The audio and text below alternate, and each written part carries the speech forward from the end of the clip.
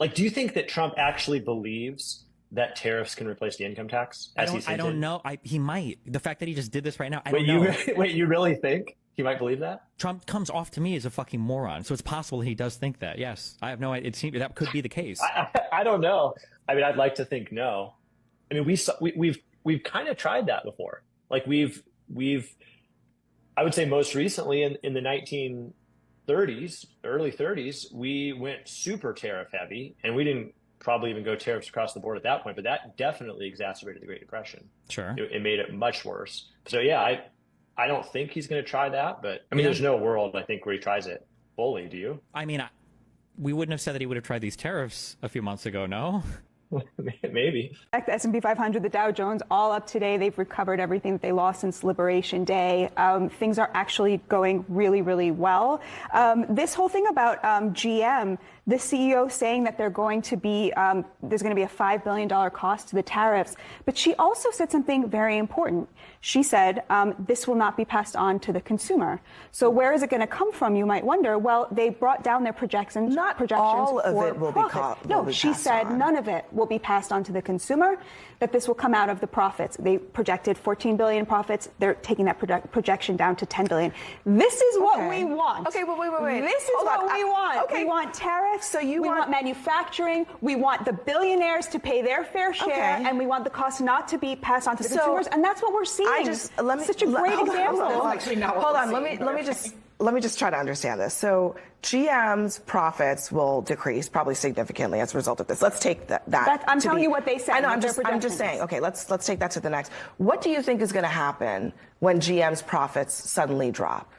What will happen to GM and the people that work there? The CEO herself, Mary Barra, thanked President Trump for this because she is a patriot and she understands that the situation we're in with China is not sustainable. Shareholders would like to have a word. We sold out our future to China. Somebody had to do something about that. So the corporation is going to take less money.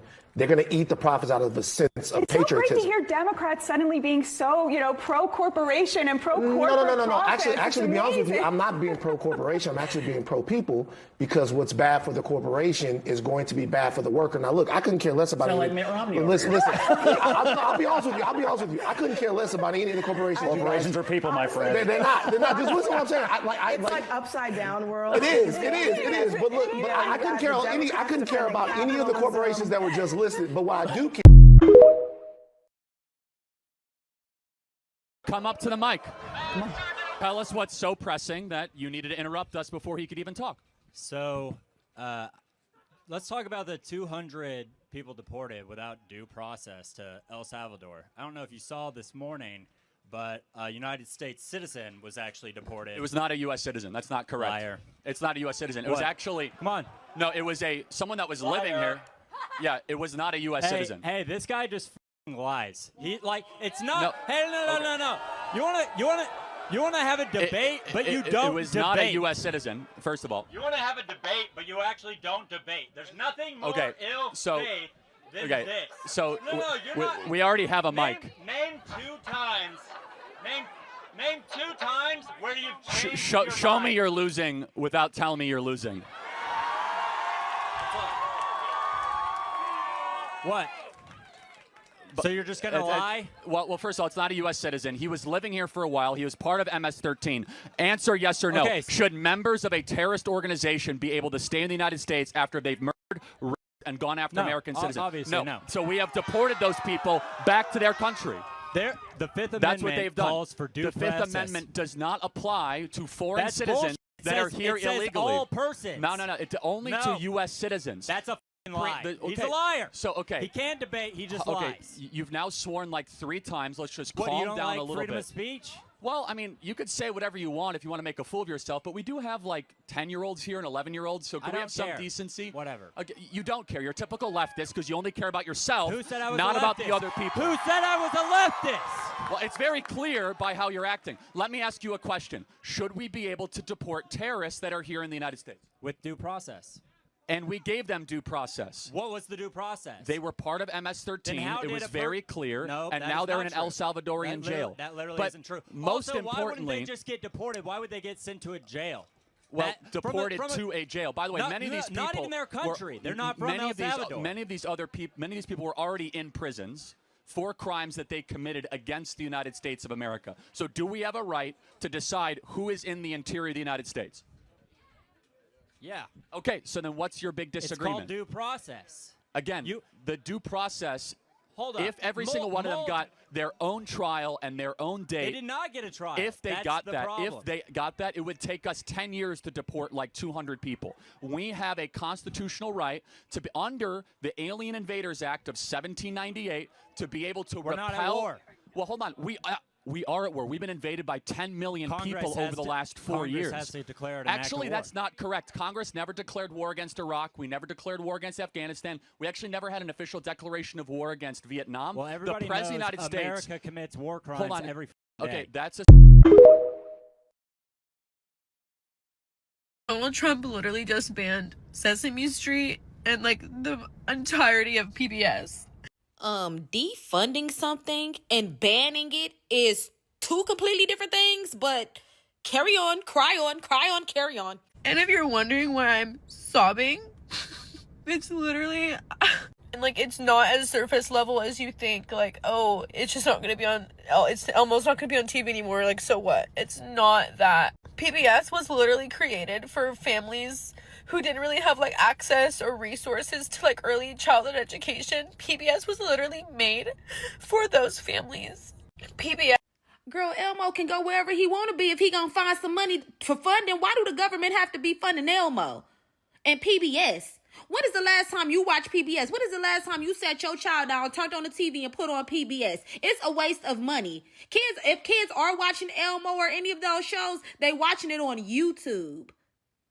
PBS and Sesame Street literally teach you nothing other than the fact of how to like process your emotions, how to make decisions for yourself, how to be a fucking kind person. It teaches you all about inclusivity and diverse like people and cultures, and like him banning this honestly just proves that he fucking hates children and he hates anything positive and he hates anything that doesn't benefit fucking him. He is terrified. He is so terrified of educated people who actually have fucking compassion. And that's another part of the problem. Y'all want to sit your kids in front of TVs to teach them about love and compassion and all of the things that you feel like they need to know. Y'all looking for entertainers to raise y'all kids, and y'all looking for TV shows to raise your kids. That's where you fucking up in the first place. That's where you fucking up in the first place. And so because he's gonna defund something that is probably not getting watched very much, he's a horrible person and he hates children and he hates baby. Like, come on now, really? That's a leap. That's a leap. You all are very dramatic. And if you're that pressed about Sesame Street and you want PBS to stay, then why don't y'all go boycott? Because that's what y'all like to do. Or fundraise and get some money so that they can have a budget. Because that's the only thing happening here is they took away their budget. So Donald Trump is now trying to interfere in the NFL draft, and I'm not kidding. Just a moment ago, Donald Trump put out this statement on social media. Okay, first of all, Harry, that is nowhere near interfering with the NFL draft. That is just Donald Trump simply putting his thoughts out on social media. You really think the NFL coaches are going to sit there and ultimately listen to Donald Trump and say, oh my God, Donald Trump is right about this. We should ultimately listen to him. No, he's just putting his thoughts out on social media. The NFL coaches do what's in their best interest. Like, for example, many of us Steelers fans, including me, are upset that George Pickens has ultimately been traded off to the Cowboys, and in which the NFL coaches, they just don't care. From Donald Trump is like getting marriage advice from somebody who has been unfaithful to every single one of their wives. What? Harry, you are the one to really talk about that, considering the fact that you were actively called out for doing the exact same thing. You were literally getting explicit images from 12 different women, one of which was an abuse survivor. And then when you were called out for it, you actively went and pressured those women to say it was all fake and that they had made it up. You got so much attention from that, you even made the Hill on top of that. So I'm wondering if you're just blatantly being ignorant of the past, or if you have short-term memory loss, dude, because at the end of the day, you have nowhere to talk about that whatsoever. Are you or your loved ones suffering from illnesses such as TDS, also known as Trump derangement syndrome? Do you dismiss or deny the current issues facing our country, such as historic inflation, illegal immigration, corporate corruption, World War III escalations, and the chronic disease epidemic? Are you willing to elect someone who was the least popular vice president in modern history, and who offers no policy or vision for America simply because your brain keeps telling you anyone but Trump? If so, you might be struggling from TDS. Introducing independence. Independence allows you the freedom to finally think independently once again. Instead of believing everything you hear from the mainstream media, independence allows for constructive critical thinking. I used to hear people on the news say things like, Donald Trump and the movement he has encouraged are a threat to democracy. And I instantly believed it. With independence, I now realize the media is run by the Democrat elite, who are a corrupt oligarchy that censors free speech, silences political opponents, supports forever wars, and abandons democracy by anointing its candidates. Independence may not be for everyone. If you enjoy being lied to about your president's cognitive abilities, support Orwellian totalitarianism, or are excited about communist fiscal policy, independence may not be right for you. Common side effects of independence may include an awakening of rational thought, successfully identifying propaganda, freedom of choice, loss of hatred, anti-narcissistic behavior, and love of democracy. I used to blindly hate whoever my party was running against. I didn't care about facts or policy because I was hopelessly indoctrinated. With independence, I'm much more interested in policies that uphold democracy, and I truly care about the health of our country and its citizens. Ask your doctor if independence is right for you, and enjoy your freedoms once again.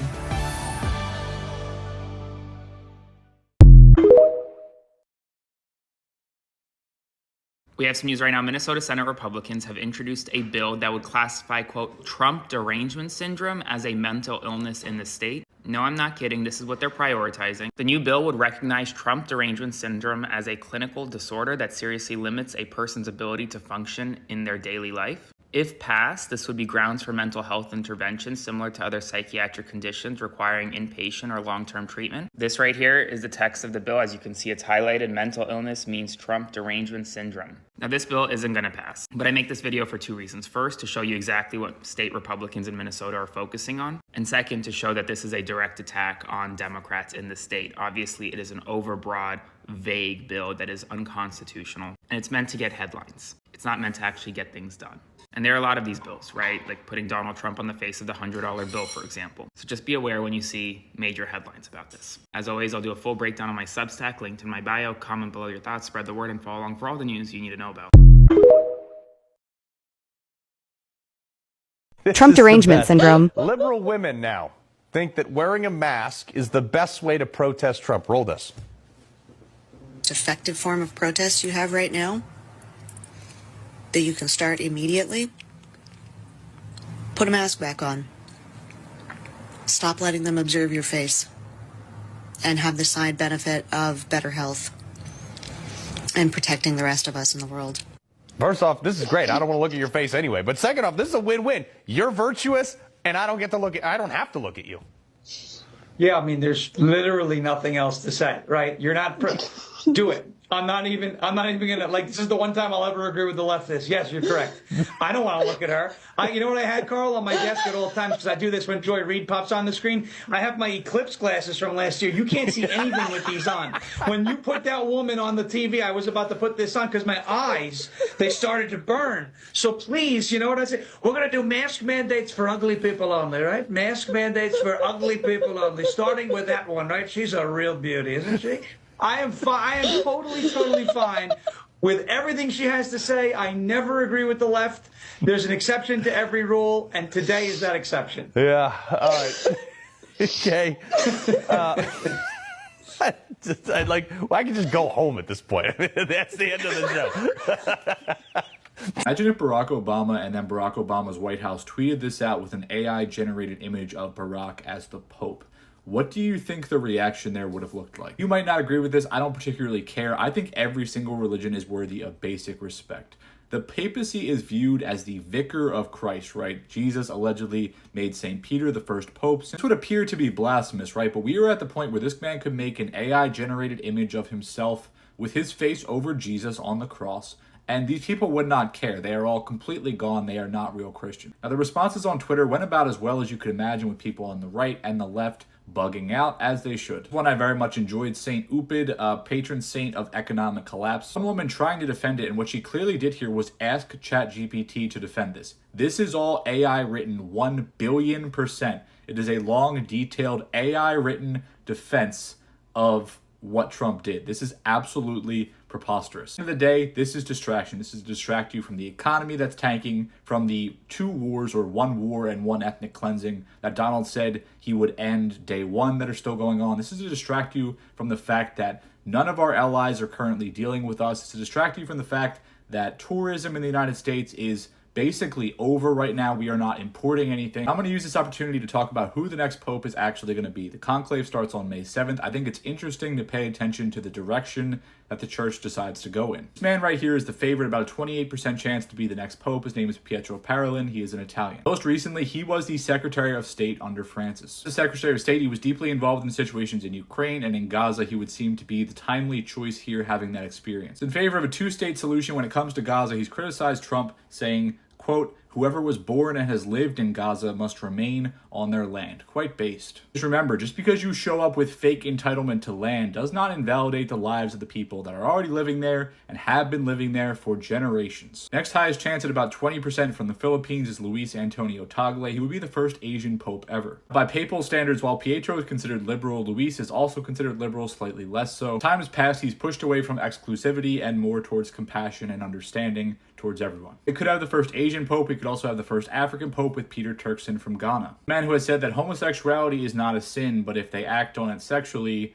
that's a sin. Currently sitting at about a 16% chance to be the next pope. I think one of the best choices is sitting at about a 12% chance. That is Matteo Zuppi. Matteo has noticed a lot of the weird European nationalism that's popped up. He's spoken out against that at length. He talked about making celibacy optional for priests, which is the direction that the church should be going. Spoken with kindness towards the LGBTQ community, supporting fiducia supplicans, which allowed priests to bless same-sex marriages. At 8%, we have a pair of conservatives, starting with Pier Battista Pizzaballa. No, I'm not joking. A Latin patriarch of Jerusalem since 2020. A combination of him leaning conservative and also being younger at 60 years old would be bad news. Also bad news would be Robert Sarah, also quite conservative from Guinea. We have a final backwards ancient conservative with an outside chance at 11-1. That is Peter Erdo. At the day, the Catholic Church is slowly moving in a positive direction. I think it'll be hard for one of these conservative options to actually become the next pope. 17 cardinals classified as liberal, 45 as soft liberal, 25 moderates, 47 soft conservatives, and then only 4 straight up conservatives. All in all, we'll see how this conclave plays out. Allegedly, it should be pretty quick. We'll see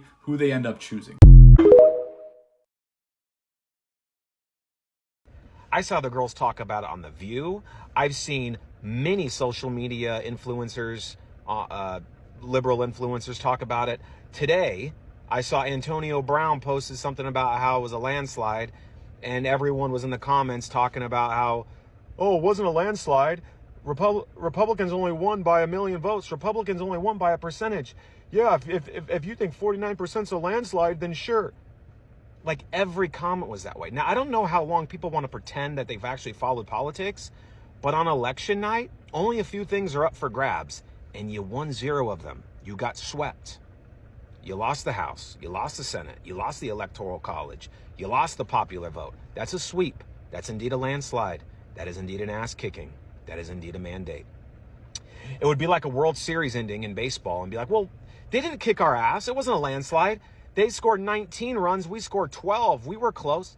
You lost all 4 games. You could talk about how close you were in each game if you want, if it makes you feel better. But you lost game 1, game 2, game 3, game 4. You got 4-0 swept. Same with the general election on election night. You got swept. As far as swing states go, you won 0 of 7. That's an ass kicking. Doesn't happen all the time. When Republicans win the House, Senate, Electoral College, popular vote in every swing state, and you still want to convince yourself that it wasn't an ass-kicking because only 1-point-something million people vote, stop. What did you learn? Apparently nothing. But what did I learn? You live in a delusional world. You got swept and your ass kicked, and now you try to convince yourself you didn't. Perhaps, like I said, this was the first time you've actually followed politics or a general election. Dress it up how you want. Getting swept in every which way is indeed a landslide. Donald Trump's mental fitness is being called into question after he went on a bizarre 4-minute rant about Alcatraz. In the speech, he talks about Alcatraz and also talks about Sing Sing, which is a jail in New York City. He then talks about how America needs law and order and that he is a movie maker. How did you decide to reopen Alcatraz? We started with the movie making will end. I mean, it represents something very strong, very powerful in terms of law and order. Our country needs law and order. Alcatraz is, I would say, the ultimate, right? Alcatraz, Sing Sing and Alcatraz, the movies. But it's right now a museum, believe it or not. A lot of people go there. It sort of represents something that's both horrible and beautiful and strong and miserable, weak. It's got a lot of qualities that are interesting, and I think they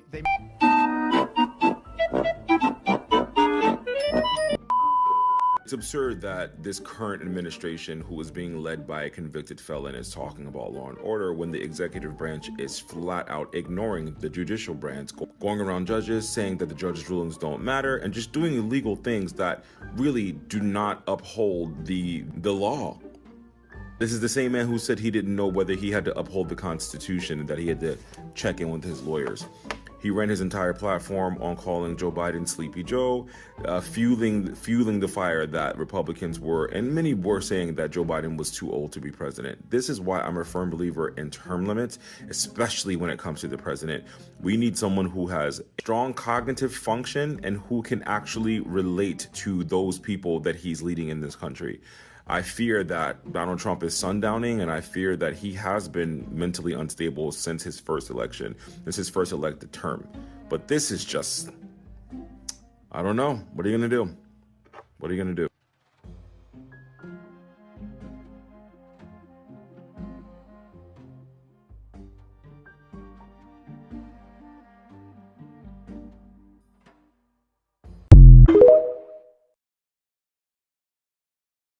Trump said that a beautiful baby girl doesn't need so many dolls.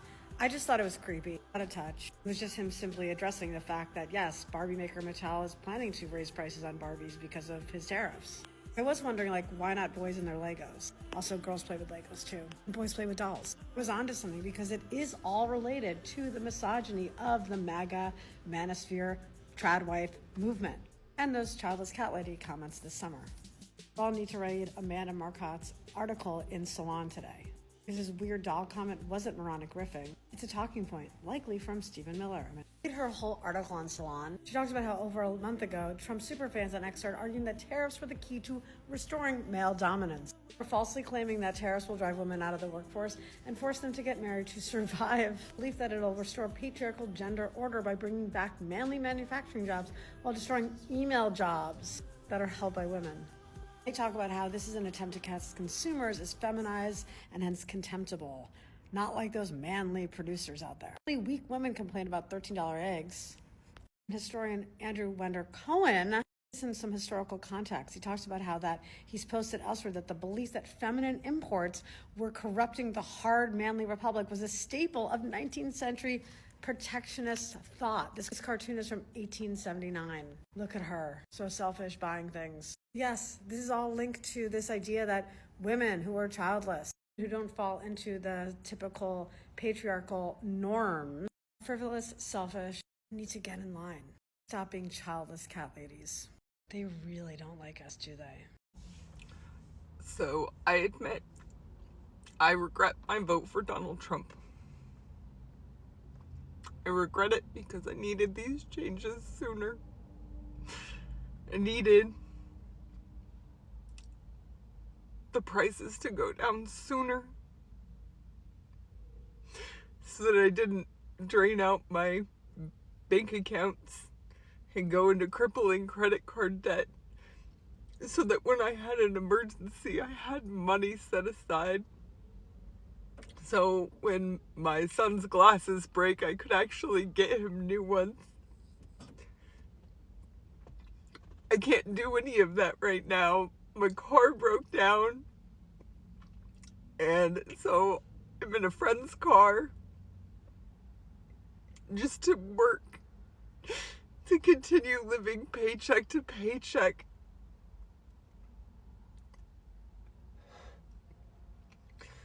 I knew it was going to be hard, and that it wasn't going to come fast. I just wish that things would work out better. I really regret that everything is taking so long because there's so much pushback because I don't even know the reasons anymore. I don't understand why good things have to be trampled on. I don't know why good people have to be trampled on. I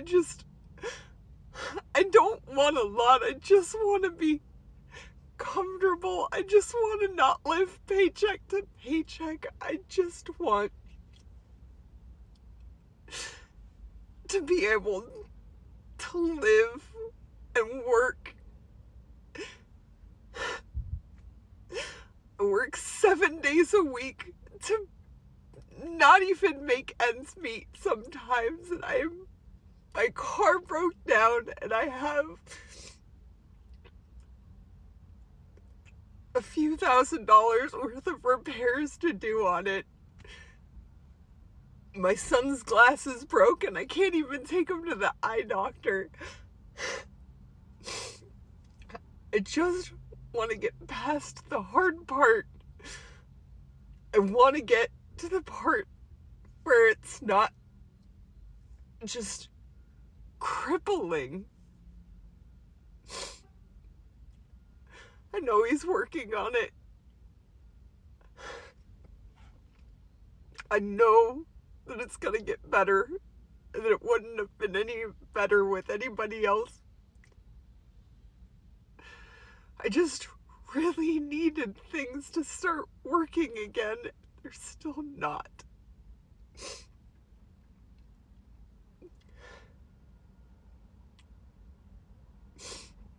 I mean, I owe more in taxes this year, which is just more debt that I can't pay. And I have to pay. It's just another $100 or so a month that I can't afford.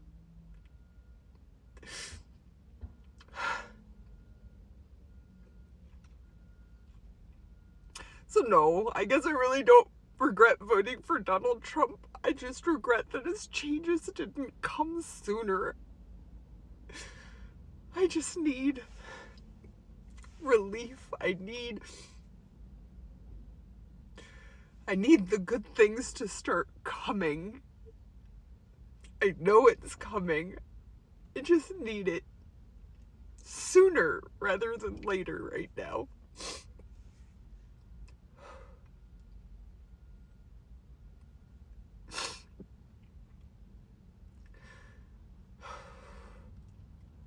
Good vibes, everybody. Thank you. And